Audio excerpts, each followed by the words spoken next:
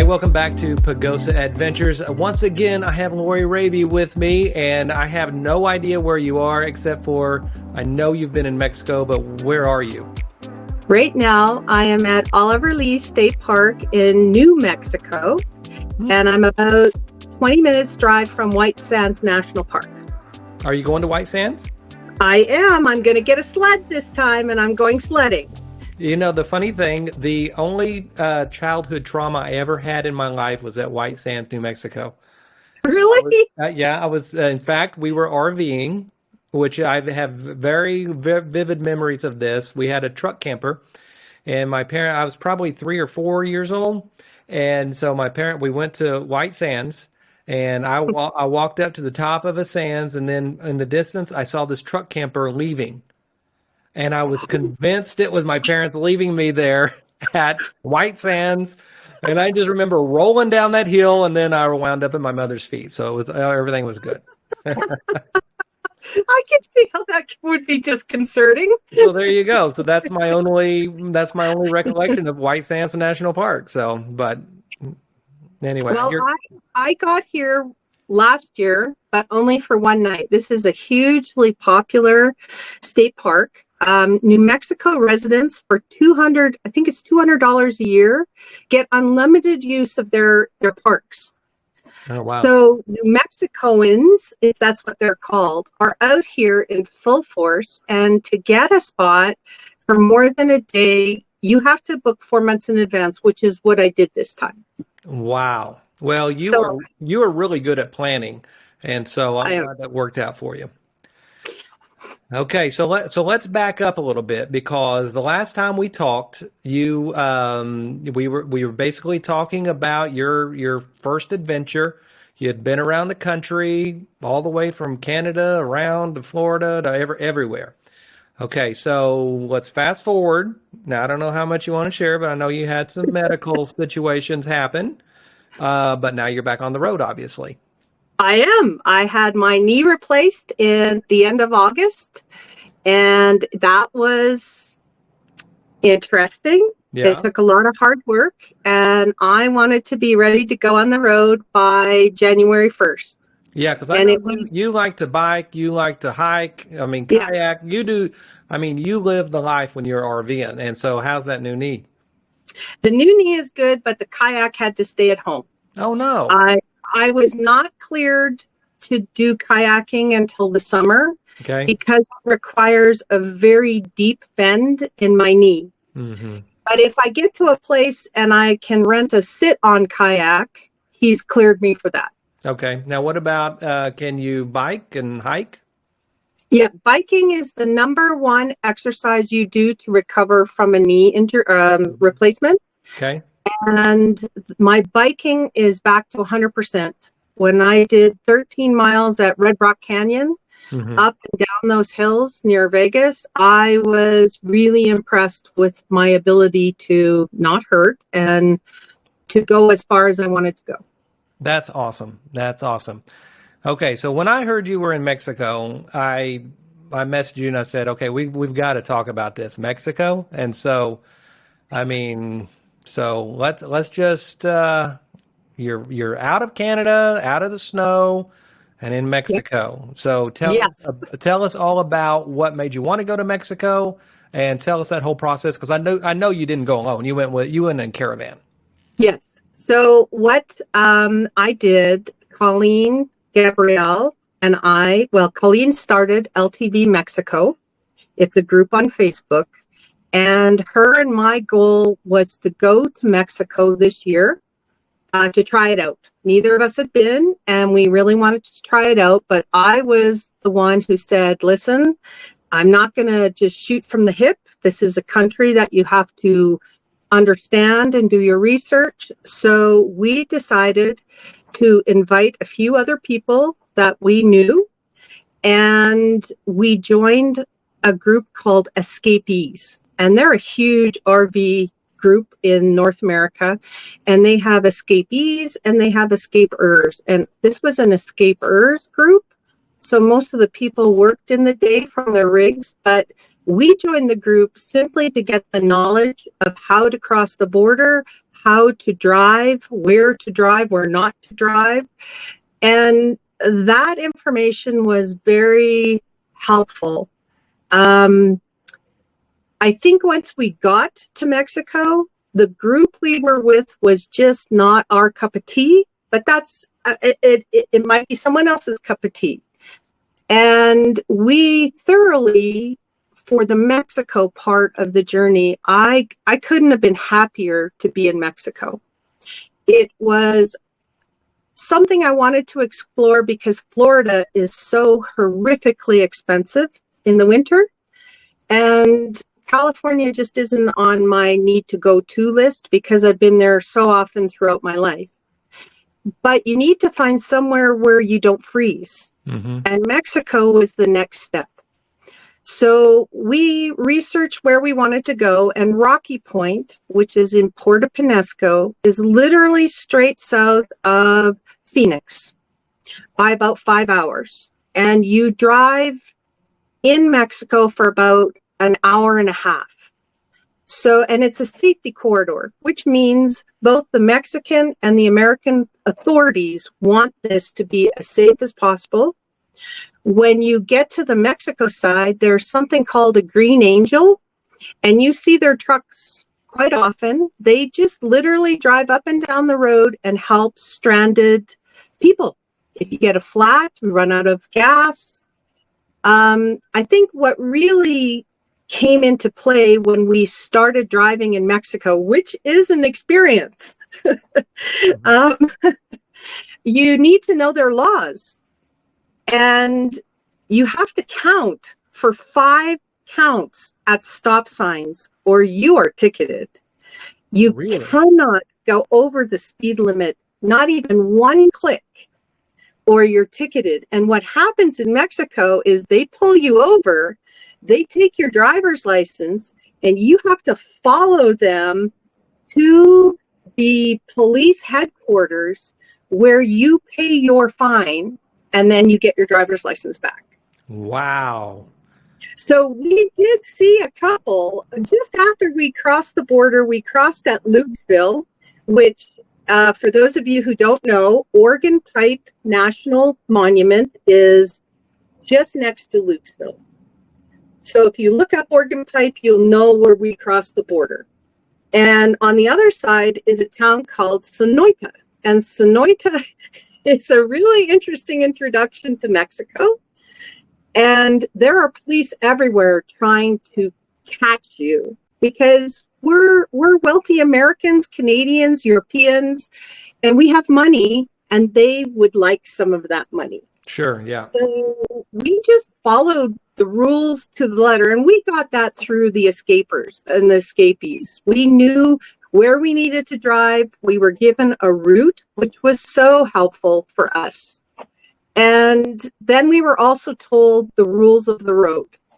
And I got really proficient at driving in Mexico. I actually don't mind it at all. You need to know when you're on a 2-lane highway, they have very wide shoulders, and that's so that you can pull into the shoulder if someone wants to pass you.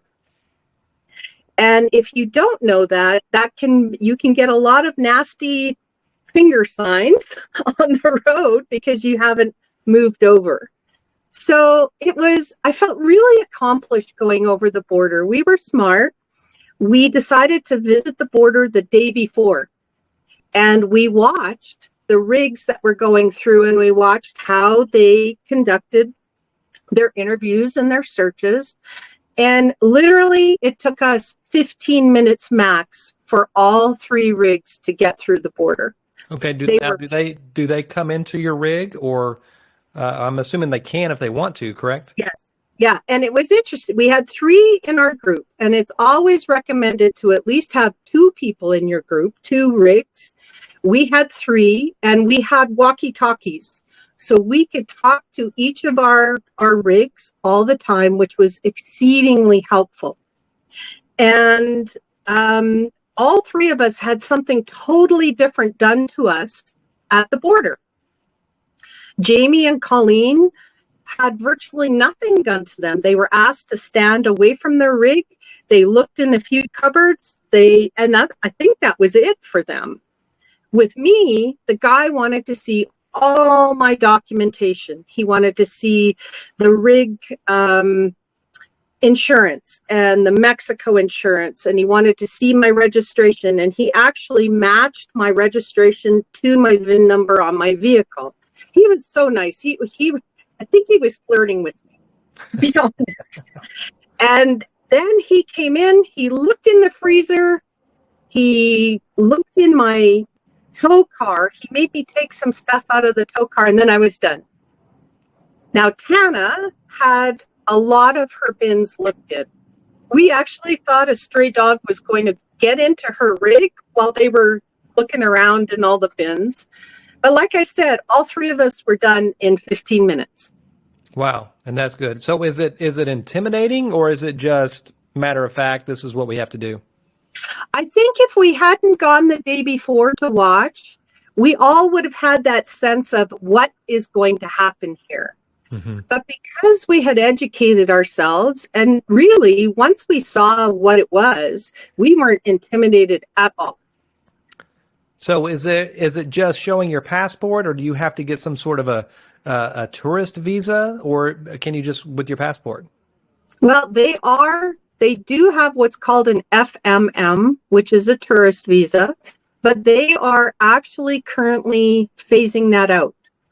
We did go and buy an FMM because it's more for when you're traveling within the country. It's not to get you in and out of the country. It's if you get stopped, they might ask for that documentation. And there's a whole lot of interesting information out there right now about the FMM, because when we left the country, Tana and I didn't hand ours in because there was no place to stop. They didn't ask for it. And quite frankly, it was like we were going to do what the border guards asked us to do. Sure. And no more. Okay. Does it cost anything to cross? Do they want anything Nope. from you Canadians and us Americans? No. Oh, if you bought the FMM, I think it was $36. Okay. But if you didn't, and a lot of people didn't even do that we talked to, you meet people everywhere. Actually, when we got to Oregon Pipe, we met a couple that had just come from Mexico in an LTV, and they pulled in right behind us, and it was like, oh my God, another LTV. And they were the ones who said, we didn't even stop. And we're like, oh, you didn't stop? And they said, nobody ever asked for it. I think if we were to be driving through Mexico, mm-hmm. we really want to have the FMM. But we were literally just driving to Rocky Point. There was another group that was a moving RV group, but they wanted us to drill and permanently mount CB radio antennas to our vehicles. And we weren't sure we wanted to do that. Right, yeah. I think twice about drilling into my vehicle at any time. I'm not a fan of that at all. Okay, so there's an RV channel called ECRV, and I remember last year I think they spent most of the pandemic in Mexico, and they had a Class B plus, Class C motorhome, one in LTV. But that was very interesting, and Mexico is absolutely beautiful country, and it's not what I mean. Obviously, there was that horrible event on the news that was just out. But so did you find Mexico to be beautiful and safe and stunningly beautiful? Although we were in a very stark part because we were where the fault line goes. So there are a lot of volcanoes. There's not much topography outside of some really serious volcano action they're all dormant now. Mm-hmm. The coastline was beautiful, but we weren't in Rocky Point at a good time of the year. It was actually quite cold. Like everybody else, they had some major storms come through. Nights went down into the 30s. And, excuse me, it wasn't quite what we were expecting, which is why next year I think I'm going to spend 2 months Mm-hmm. and I want to do the Baja. Right, right. And we've seen stunning pictures and talked to a lot of people. That was the other great thing about being in this group. We actually talked to a lot of people who have done the journey we want to do next year. It is really, honestly, quite safe in the Baja. The only thing that you might have problems with every once in a while is the roads. Mm-hmm. And we found where the roads were bad, everybody's told us about it, so we're prepared to know what to do when we get to those roads. Yeah, and the Baja is going to have more of a climate like Southern California, I would imagine. Yeah. So Yeah. you'd probably find, just cool evenings and beautiful days, I would imagine. Yeah. Yeah, and the beaches, so we would go down the Sea of Cortez side of the Baja, La Paz, San Felipe, and those are all a lee to the wind. Wind comes from the west predominantly, although in Rocky Point it came from every different direction. We were very confused in Rocky Point. Yeah. And we were on a beach. We literally dry camped for the entire month, which was unique. I've learned how to dry camp really well. Yeah. But they had services that came and pumped out our sewer and delivered RO water and propane. So we didn't have to move the rig to do all of that, which is really nice. Okay, so let's talk about that, the water. I mean, RO water. yeah, because you hear that water, you've got to be careful. Yeah. And with that, so so when they deliver the water, I mean, are you drinking that water, or what are you doing? How are you doing that? Well, you had the choice between just normal tap water or RO water, which is basically really, really well filtered water. Okay. And we all chose the RO water, and then we have the filters in our rigs, Mm-hmm. and then I have my Berkey filter. Yeah. So Berkey. I had 4 or 5 times filtered water, and I didn't get sick at all, but never have a drink in Mexico that has ice in it. I know. Because Venezuela for me. there you go. And Montezuma's Revenge, That's right. not fun. I stopped drinking margaritas, which is my favorite go-to drink, because it was made with ice, or it had ice in it, and it was hideously expensive. Yeah. I think they know that Americans and Canadians just want beers were $2. Yeah. So we drank beer. Yeah. And so, that's good to know that between all the filtration, your Berkey especially, and the Berkey is one of the best water filtration that you can get. So glad to hear that worked out. Now then, one of the things that maybe people want to know while you're traveling in Mexico, are there diesel stations everywhere? Yes. So they're Pemex. They're big diesel stations. The one thing you need to know about Mexico is you never pump the gas. You actually don't ever get out of your car. They have people who stand at the pumps, and they are the ones who fill, and you actually pay them right there at the pump. Okay, so it's like Oregon. Okay, I haven't been to Oregon for a while, but probably. Yeah, Oregon still has the law that they have gas station attendants, and you just pull in, and you're not allowed to pump your own gas. So, I think it keeps the gas stations were pristine compared to some of the gas stations. And then you don't have to worry about getting diesel all over your hands or your shoes. I think that's fantastic. I wish they'd bring that whole thing back. I would upgrade to that if they offered it. So, I mean, why not? Treat yourself. Well, now gas was not necessarily cheaper. Mm-hmm. I don't think we were in a gas-rich part of Mexico. As you drive across Canada and the United States, if you hit a state that is a gas-rich state, you see the price dramatically drop. Mm-hmm. Or if you're on a reservation, that's one of my biggest tips. If you're near an Indian First Nations reservation, go there and buy your gas. It will be the cheapest gas you can find, because they already get a reduction from the government, because it's coming out of their land. Yeah, and you're probably not paying government taxes on top of that. That's right. Okay, well That's right. you It know what can I be know as good as going to Costco.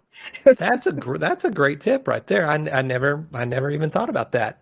And so yeah, so I mean we're very fortunate here in Texas. I mean that we have some of the cheapest fuel, and then probably up where you're from, up north in Canada, it's probably pretty expensive up there. So and as you drive across the nation, you're probably seeing huge swings. So, but Well, and compared to last year, because last year was the peak of the gas mhm. situation, I think I'm paying at least half of what I was paying last year. So it's gone Yeah. back down to pretty normal Yeah. amounts. Yeah, we traveled quite a bit last year, and it was $5, $6 in places, and so yeah, I'm glad here in Texas. I think we're back down to about 3.50 a gallon for diesel, so not terrible. It So was 345 in La Cruz yeah, yesterday. that's not bad. So No. count our blessings, right? Yep. Okay, so well, the last time we talked, you had a major malfunction. You were stranded on a Georgia mountain, and that was a fiasco. And if you want to hear about that story about Lori's or a story, then I'll link that video in the description because it's very interesting. I still get tons of people commenting on that, Lori, and what an inspiration you are. But anyway, so last night you told me you had another malfunction. So let's talk about that. And One of the smallest malfunctions I've had, but it was not, it was really kind of an important one. it is an important one. So tell us what happened. So I have a 2021 and my outside bin locks are the black ones, not the silver ones. So anybody who has anything older, you won't have this problem probably. But one of my water bay locks, knobs, which should not ever locked. And I could not get my water bay open. And I'm like, ooh, okay, I have a week. We need to solve this in a week because I had full tanks and I had just dumped. So I knew I could boondock for a whole week or more if I really stretched it. Mm-hmm. And I thought, okay, I need to figure this out. And the solution was so simple. But you know, when you're faced with something that doesn't work, your mind kind of jiggles a little bit. And I got here very late last night, just before sunset. I was fortunate. And I didn't want to deal with it because I would have had to lay on the ground. And I did contact Van City, Nancy in Van City, and she said, stick your hand up the water thing and see if you can, maybe something got in the way, but it didn't get in the way. It actually physically locked. And so what I did, and hang on, I'm going to grab them. All right. Because I'm going to do a post about this because I think it's important. So this, if you can see it, Pull it over to, yeah, there you go. Perfect. Is the little black knob that would be the tumbler in a locking handle. And it's ribbed so I could pop that out. And what I saw inside, this is the actual locking mechanism inside. And it was glued with this bit of glue. And I knew enough to pop this off, and I saw the glue and I went, now I need to call LTV because I didn't know if that was waterproofing. Mm-hmm. I didn't know if I could remove it. I could see the screw on the other side. So I knew this was the way I needed to go. So I called Daryl, who picked up on the first ring. And he goes, Good. where are you, Lori? He and I have become good friends. And I said, I'm in New Mexico. I said, luckily, I'm not in Mexico. I'm in New Mexico. Mm-hmm. And I explained to him what the problem was. And he says, from time to time, we have that happen. So by law, your water bin locks can't lock. They should be able to open all the time because of the propane switch. So what they've done is they've taken the handle and they've permanently opened it to lock, and then they glue it open. And he said from time to time, depending on how much you use your coach, that might wiggle free. And that's what happened to me, and it locked. Well, yeah, that is something. Fortunately, you said that your water was full. You just dumped your tanks, and so you didn't have an immediate need. But if you would have had an immediate need, that would have been a nightmare. And so, so if anybody's leisure travel vans watching this, you might want to come up with a different engineering on that deal, right? Well, maybe just a different knob. Yeah. Yeah, So something. what I'm going to do is I used a flathead screwdriver and I moved the mechanism to open, and I'm going to go and get a hot glue gun and re-glue it open. Okay. There you go. Well, yeah, because so I think that's going to help a lot of people, because I'm sure that's going to happen to somebody again in the future. So you'll probably do, like you said, you'll do a post on the Facebook group. So yeah. So anyway, be looking for that in case that happens. I've got the old silver locks, which I'm not necessarily a fan of, but that is a positive for me, having the older locks, right? Well, that's awesome. Now then, I'm really excited because you and I are going to get to meet in person next month. We're going to be joining up at the Flamingos at the Florida LTV Rally, the spring rally. And so I'm super excited about meeting you in person, because we've met several times over Facebook and this. And so it'll be nice to actually see a 3D version. So. Well, it's funny. I got here last night and I did a post of just the sunset. I've been blessed with the most incredible sunsets over the last week. Mm-hmm. And last night was no exception. And I got an amazing photograph of my rig with the sunset in behind it. Yeah. And I posted it. And all of a sudden I went, hey, we're down in Site 6. Oh, well, wow. We're just going out for dinner. And there's another LTV family here. That's awesome.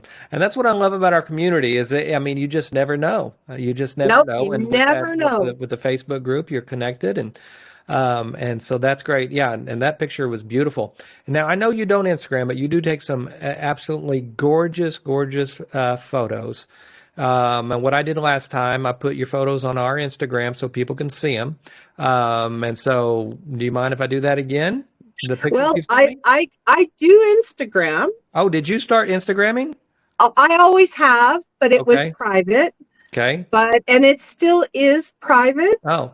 But you can request me to okay you.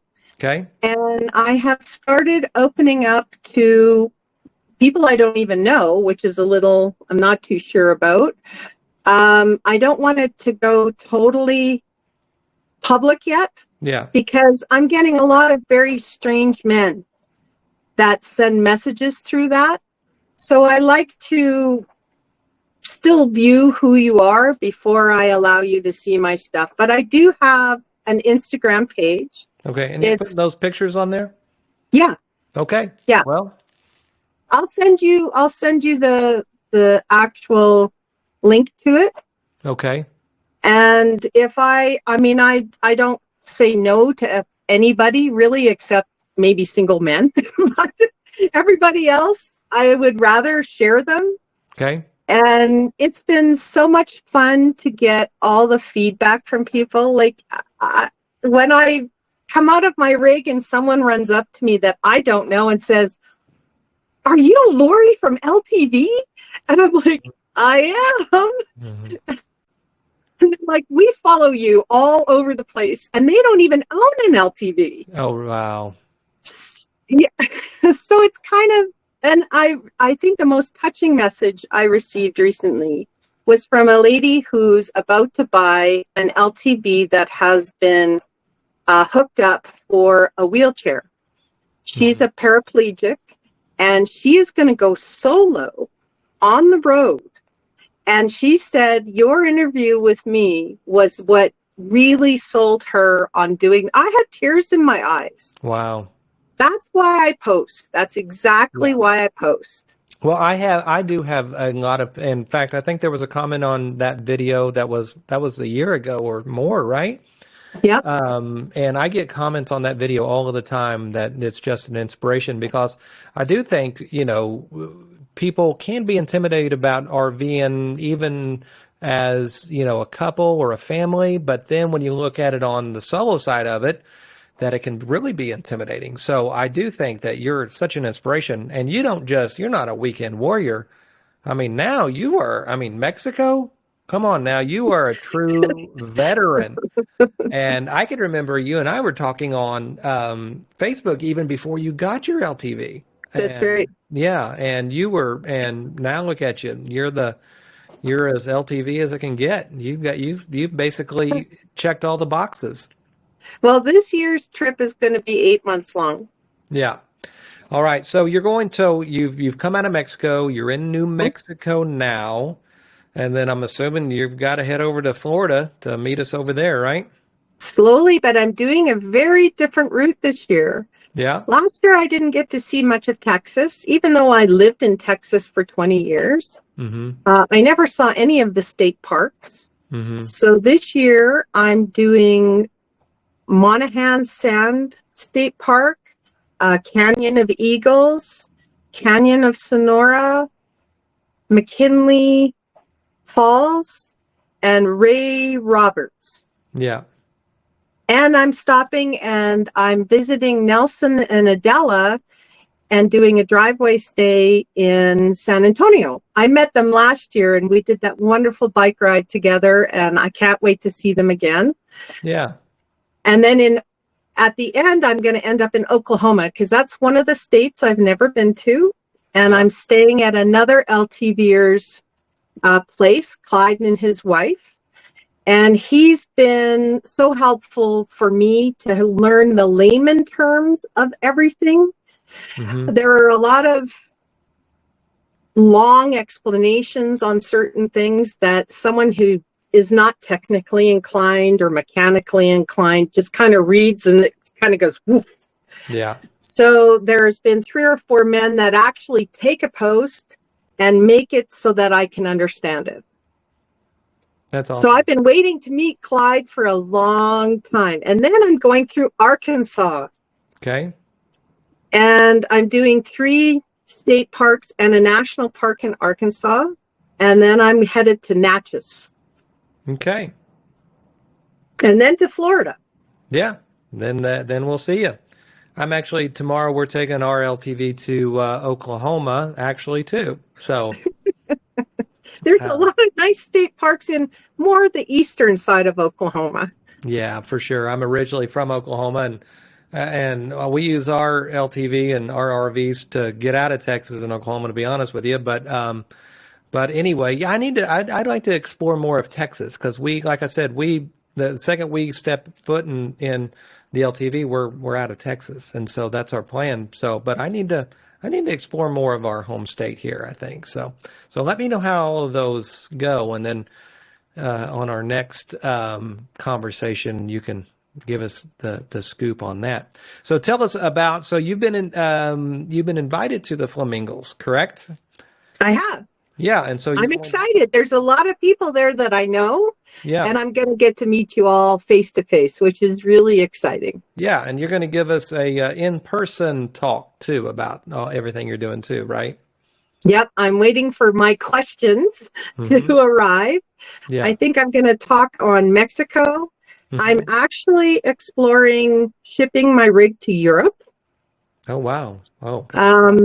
That's something my eldest son kind of put the bug in my ear. And he said, Mom, I think you should take your rig to Europe. And I went, I think you're right, dear. So I've been looking into what that would entail. And that actually is in Sandra Johnson's area because it's 220 voltage over there. Yeah. So I know I need to buy a different inverter that will convert and then put it into my inverter. And it's all actually the biggest expense to going to Mexico, which we didn't touch on, is car insurance. Oh, yeah. Tell us You about have that. to get Mexican car insurance, and I will have to get European car insurance if I go over to Europe. And I won't take my tow car to Europe. I'll just take the RV. Yeah. Okay. So tell us about, how do you get Mexican car insurance? Do you go through your own insurance company, or do you have to look for a different company? It's almost better not to tell your own insurance Mhm. company you're going to Mexico, but there are roadside Mexican insurance companies on the way to the border. Oh, But wow. we went through Discover Baja. Colleen did so much, a huge amount of research, and she found this group in California. She was staying in Chula Vista, and they had an office there, and they were fantastic. You had any question about Mexico, they had the answer, and they had, I think, 5 or 6 different policies that you could choose from different insurance companies. I took their Chubb insurance because I love Chubb. I know they insure high-end things, Mhm. and I knew that if anything happened, we would get our claim fulfilled. And I took out a year, and I think so did Colleen, because it was cheaper than just taking out 1 month. Okay. Well, okay, that's all good tips there. And something I would have never even would have thought about. So, okay, so as we now, I had you on here already for almost 40 minutes. Time flies when you're having fun. I know.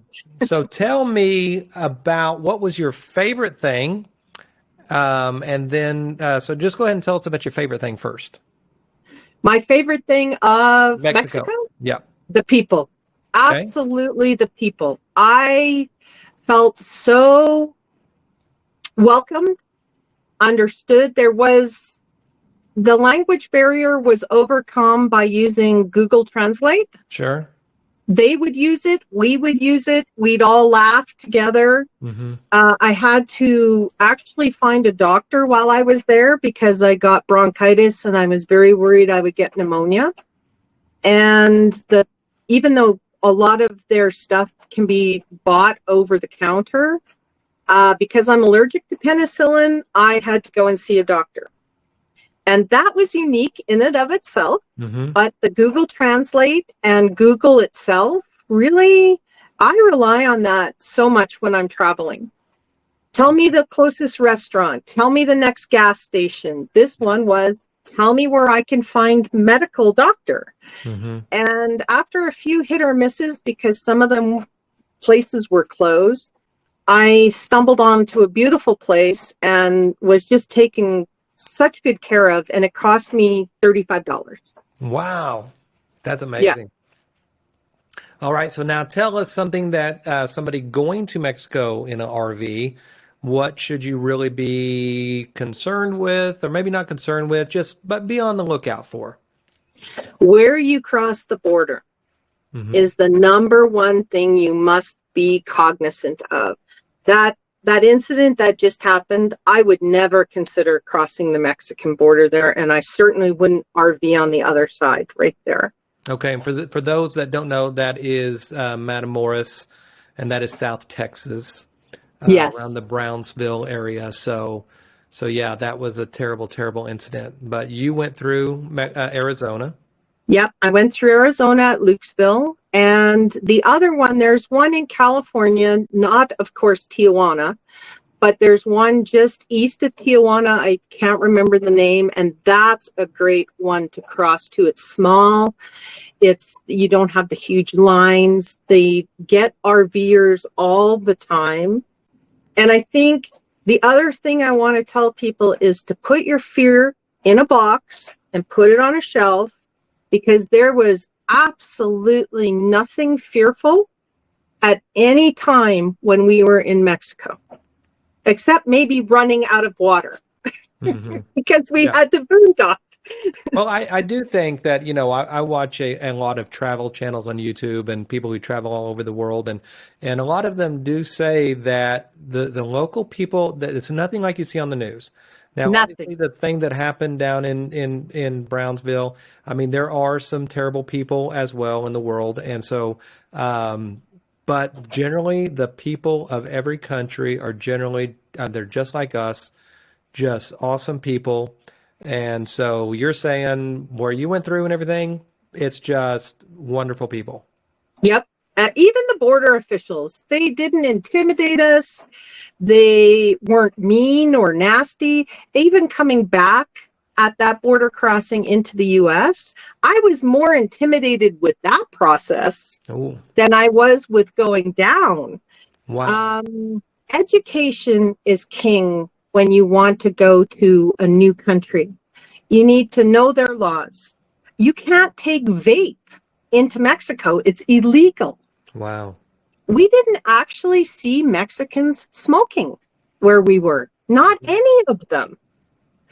So it was kind of interesting. You need to know what food you can take in, what food you can't take in.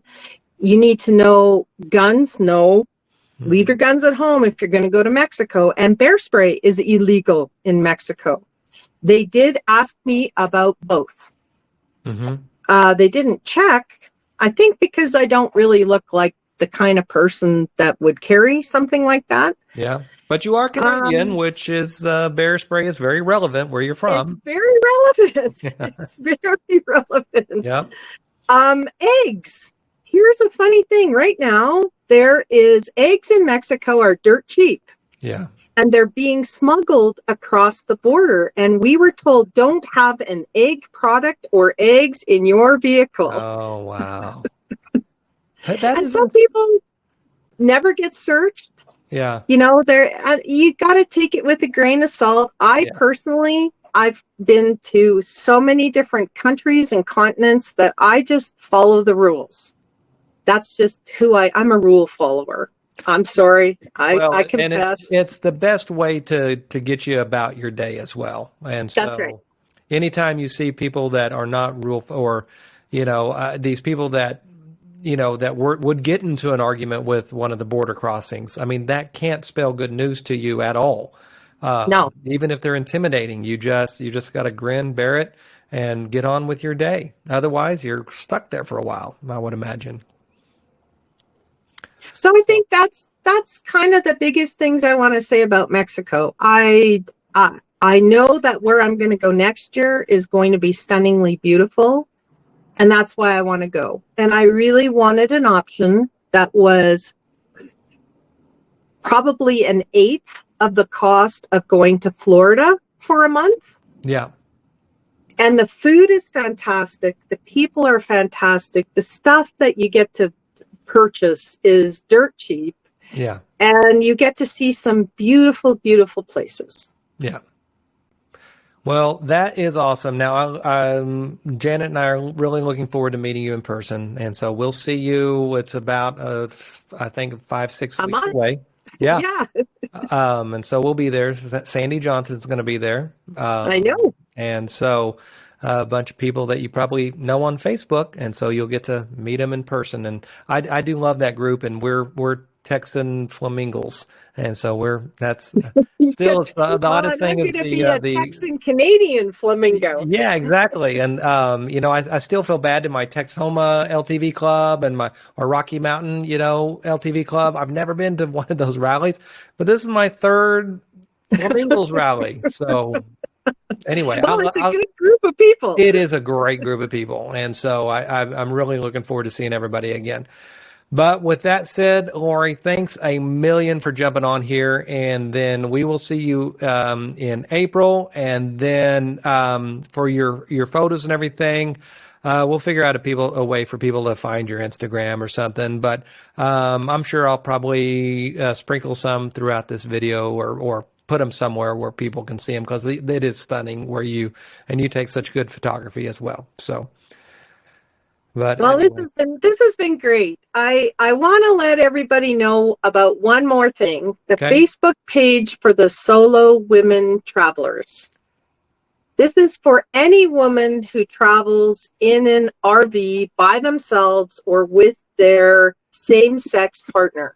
Any one of you can join, even if you're married, but you take out your LTV without your spouse. Please search us out, because what we're doing, it's a very private page.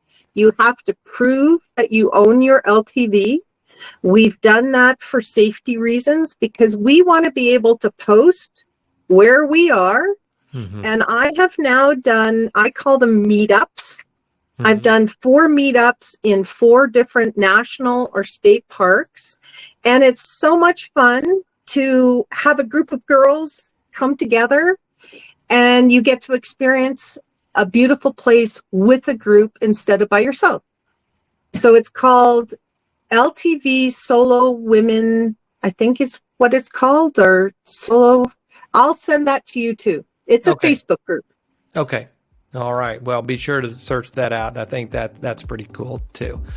But anyway, so with that being said, I'll let you go here. And if this is your first time on the channel and you enjoy this kind of stuff, then make sure you hit that subscribe, the old thumbs up, give Lori a thumbs up. And but basically, we'll see you next time. All right. Bye, Brandon. Bye, Lori.